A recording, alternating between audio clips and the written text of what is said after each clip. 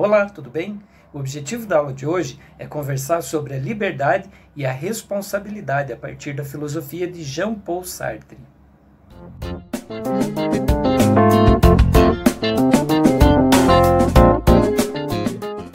O contexto da filosofia de Sartre, assim como de outros pensadores como a Simone de Beauvoir, que foi a sua companheira, Camus e também o Merleau-Ponty, é de pensadores, de intelectuais que viveram a experiência da Segunda Guerra Mundial e, por meio de uma reflexão filosófica, não só querem entender o contexto que motivou a guerra, como também as consequências da guerra. Não só as consequências no sentido de um aspecto econômico, mas da vida e das responsabilidades que essa tecnologia, que enfim todo esse processo de uma guerra fria na sequência suscitava, né, nas reflexões e nos círculos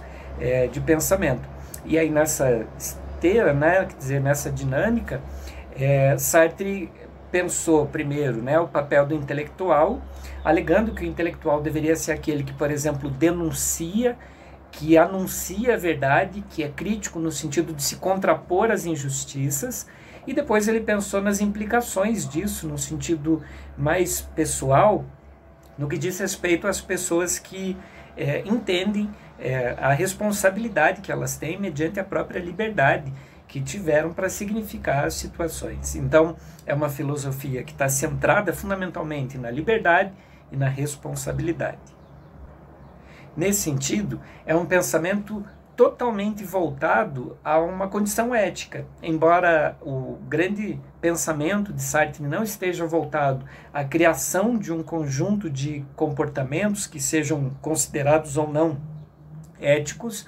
Toda a reflexão a respeito da liberdade é, em desdobramento, uma reflexão sobre a responsabilidade, e aqui está exatamente a condição ética que faz parte dessa reflexão existencialista. Se para Sartre somos livres para significar as situações que acontecem conosco, essa liberdade só é possível se, por exemplo, tivermos um contexto que nos possibilita essa liberdade, que não haja, por exemplo, a interferência de outros sobre a nossa liberdade de escolha. Sobre esta interferência, Sartre alegava também uma condição de má-fé. Então, há aqui duas possibilidades de má-fé. Aquela de um sujeito que transfere as responsabilidades de suas escolhas para outros e, a partir dessa transferência, naturalmente, se exime da responsabilidade da escolha que ele mesmo tomou.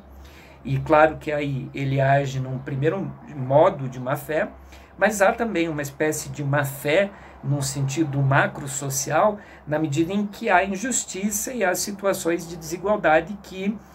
impossibilitam a pessoa de ser livre efetivamente para escolher sobre si mesmo. Inclusive, esse é o grande ponto de partida da filosofia da Simone de Beauvoir. Uma mulher que, percebendo esse conjunto de situações de má-fé sociais sobre ela, no sentido, né, de ser um corpo feminino numa sociedade patriarcal, e aí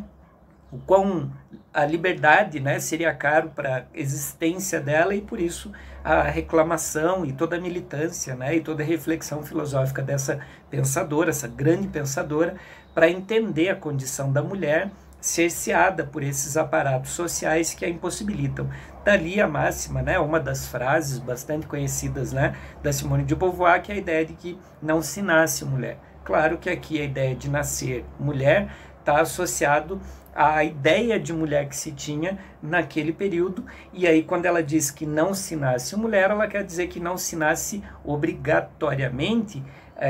a ser condicionada essa ideia de mulher que a sociedade estabeleceu, como por exemplo, né, estabeleceu também sobre ela. Então é a ideia de que ela se tornaria aquilo que ela quisesse, exatamente dentro dessa perspectiva também da liberdade e também das escolhas. Bom, essa ideia, né, voltando para o pensamento de Sartre, ela está ligada à responsabilidade, e inclusive Sartre vai, de um jeito metafórico, dizer que as nossas escolhas implicam para nós, mas também para toda a humanidade. Isso, claro, é uma linguagem simbólica que quer dizer o desdobramento das escolhas que temos e da responsabilidade que temos, inclusive, a respeito dessas escolhas. Então, o próprio não escolher, de algum modo, já é uma escolha, inclusive uma escolha bastante fácil por dois motivos. Porque, primeiro, exime a pessoa da responsabilidade a respeito daquela escolha que ela deveria ter no exercício da sua liberdade, sendo autêntica e igualmente responsável, se ela transfere essa escolha para um outro, para uma instituição, para um cargo, enfim, ela naturalmente se exime de responder diretamente pelos seus atos, porque a princípio ela está cumprindo ordens, ela está subsumida ao seu papel e, né, enfim, que ela exerce ali dentro de determinada instituição, por exemplo, e isso também traz um ganho para ela, além da questão da ausência da responsabilidade, que é o fato da participação no poder, né? Então, alguém que se projeta numa instituição, que aceita, por exemplo, se uniformizar literalmente e obedecer sem refletir,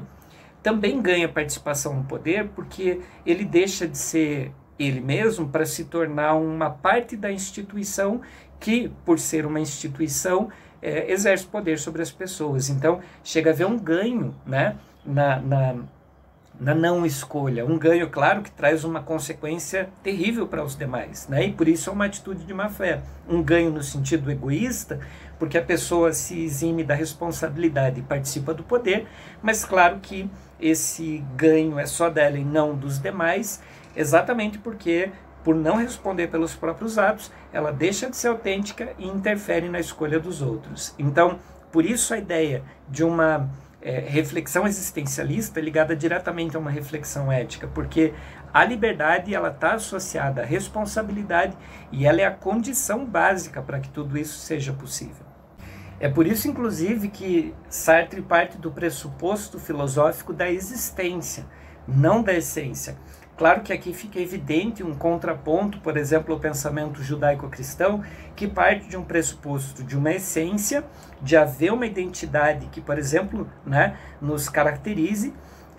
que nos identifique em última instância, no sentido exatamente de sermos a imagem, por exemplo, e semelhança de Deus, para entender que há primeiro a essência, né, e depois as existências. Sartre vai na contramão dessa reflexão, pensando na existência como o primeiro fator, porque primeiro existimos biologicamente falando, enquanto seres em si, e depois constituímos o nosso para si, na medida em que criamos discursos a respeito da nossa essência. Para Sartre, a gente está condenado no sentido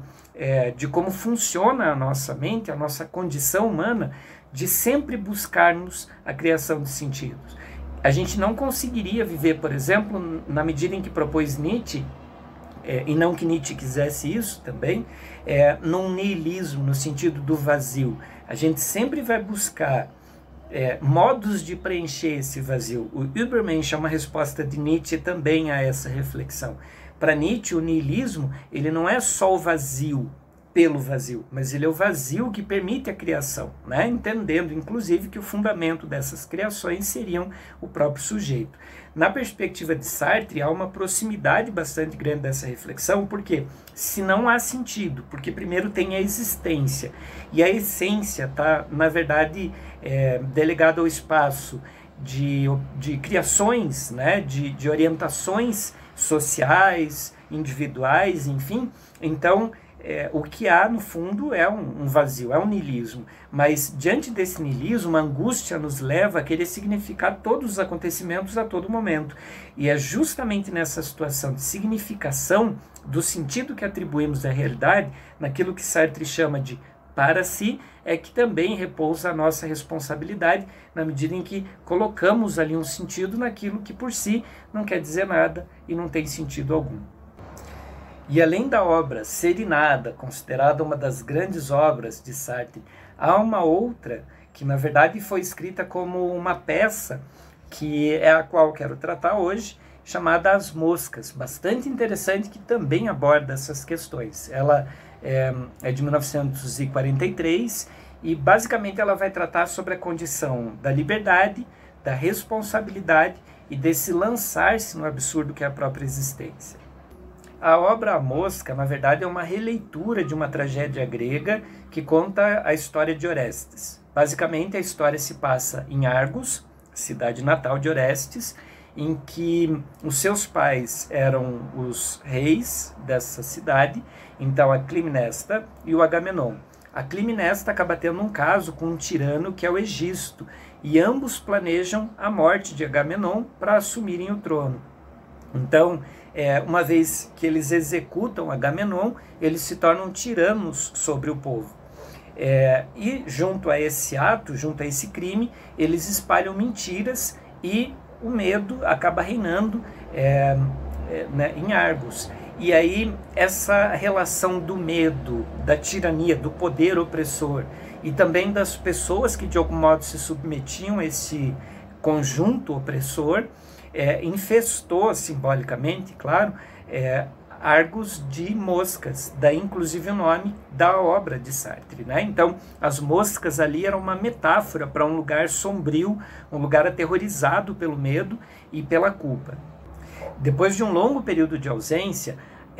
Orestes retorna a Argos e, ao perceber a situação de sua cidade nesse medo, nesse terror, ele decide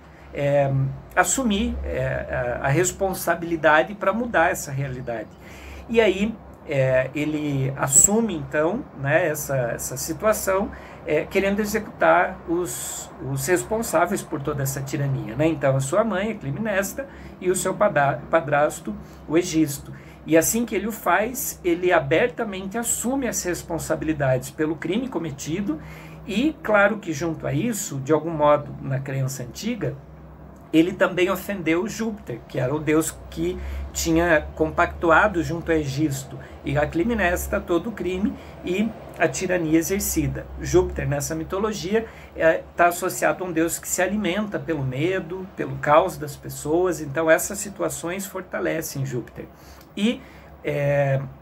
Orestes vai contra Júpiter. E ao se rebelar contra os deuses, acabando, né, de algum modo, indo contra essa tirania, para diminuir essa relação de medo e de terror, né, que a tirania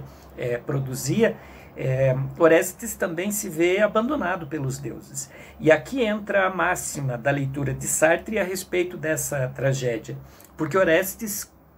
teve uma atitude do qual ele se responsabilizou de modo absoluto, entendendo inclusive que, por ter se voltado contra os deuses, não haveria salvação. Então, sem a perspectiva de uma salvação, ele se torna abandonado por qualquer possibilidade do seu destino, vagando a sua existência. Essa liberdade de alguém que deixou de ser assistido pelos deuses e que assumiu a responsabilidade de seus atos é exatamente a liberdade da angústia que nos faz produzir sentidos a todo momento. Então, Sartre se apropria dessa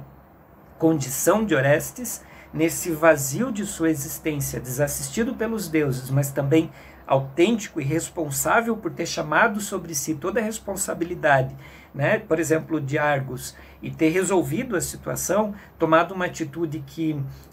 nenhum outro cidadão daquela região, aterrorizado pelo medo e também condicionado por essa relação de poder, havia, né, reagido, é que existe o nosso ser. E esse ser está relacionado diretamente a esse nada, a esse vazio, e é desse vazio que inclusive nasce as possibilidades nossas de criação de sentido e também de responsabilização pelos sentidos que criamos. E vale lembrar que essa obra é uma alegoria, As Moscas, né, de Sartre, acaba sendo uma alegoria à ocupação da França pela Alemanha de Hitler. E para os franceses acabou que se submeter ao nazismo era o caminho mais fácil, porque o terror instaurado pelo nazismo era assim, desigual em relação às forças de uma pessoa comum, em relação àquela máquina tirânica, né, que havia se imposto. E para Sartre, basicamente, a noção ali de uma reflexão existencial é o fato de que seria possível, em qualquer situação, que as pessoas não se submetessem, que as pessoas pensassem e fossem responsáveis por si mesmas até o fim, ainda que isso lhes custasse a vida. Sartre parece bastante radical nessa afirmação, porque para Sartre a liberdade é o grande fundamento da existência e a submissão é uma má-fé consigo mesmo e talvez de uma condição que sequer valha tanta pena, assim, da submissão, de se manter, ainda que haja, né, por exemplo, e a gente sabe que Sartre é um exímio crítico disso tudo, essa transferência de responsabilidade e essa participação de poder. Então Sartre, se colocando absolutamente contra o nazismo, preferiria, por exemplo, né, a resistência e, se fosse o caso, a morte, do que simplesmente abaixar a cabeça para uma para uma máquina, né, tirânica como essa. E é legal aqui a gente pensar, relacionando, né, diferentes situações, a resposta de Sartre em relação, por exemplo, à resposta do Eichmann, né, aquele analisado também pela Hannah Arendt na obra, né,